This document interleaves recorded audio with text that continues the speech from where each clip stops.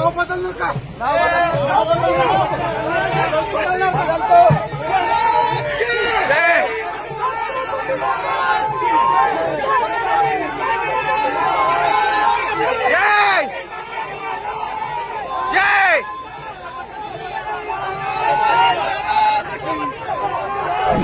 कालचा भ्याड हल्ला आहे.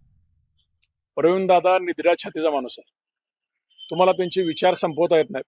तुम्हाला वाटलं गुंडगिरी दडपशाही करून हल्ला करून काळं फसून तुम्ही विचार संपवू शकता. प्रवीण दादा कोणाचे विचार मांडतात? शिवशाहू फुले आंबेडकरांचे विचार मांडतात.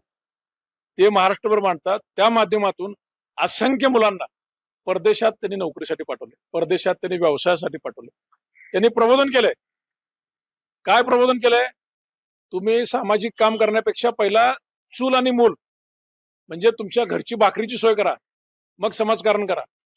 तुम्ही उद्योग व्यवसाय करा, तुम्ही चांगल्या ठिकाणी नोकरीला जा, तुम्ही सुशिक्षित व्हा, असं प्रबोधन करणाऱ्या माणसावर काल अक्कलकोट सारख्या ठिकाणी, अक्कलकोट हे पवित्र मानलं जातं. अक्कलकोटचं नाव स्वामी समर्थांची नगरी म्हणून सगळीकडे पवित्र आहे.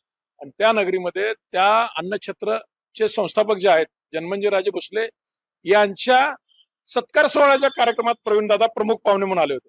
आणि त्या सत्कार सोहळ्याच्या कार्यक्रमाच्या बाहेर ह्या भ्याड हरामखोराने ज्या पद्धतीनं प्रवीण दादांना काल केलंय, विशेष म्हणजे प्रवीण दादांच्या त्यांची मंडळी गाडीत होते त्यांच्याबरोबर, आणि त्यांच्या देखत हे जे केलंय कृत्य हे महाराष्ट्राच्या सांस्कृतिक क्षेत्रात, सामाजिक क्षेत्रात, राजकीय क्षेत्रात काम करणाऱ्या सगळ्यांना त्याचं आत्मपरीक्षण करावं लागतं. सुनियोजित कट आहे आणि त्या कटाला 100% सांगतो पोलिसांची पण साथ आहे.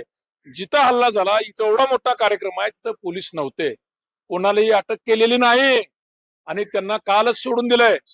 त्यांना नावाला 2 आरोपीला आणलं, त्यांना पियाईने दूध पाजले म्हण. काल त्यांनी चहा मागितलं, नाही मी चहा पित नसतो दूध पितो म्हणल्यावर मसाला दूध पियाईने पाजले. म्हणजे हल्ल्यामध्ये पोलीस खाते पण आहे, पोलिस पण साहेब त्यांनी ज्या पद्धतीने काल बिहेवियर केले पोलिसांनी. आता आम्ही सगळे सकल मराठा बांधव SP साहेबांना भेटले, निवेदन दिले. सत्ताधारी पक्षाच्या चंद्रकांत दादा पाटलावर तुम्ही अशाच पद्धतीने शाई फेकल्यानंतर पिंपरी चिंचवडमध्ये तुम्ही 307चा गुन्हा दाखल केला.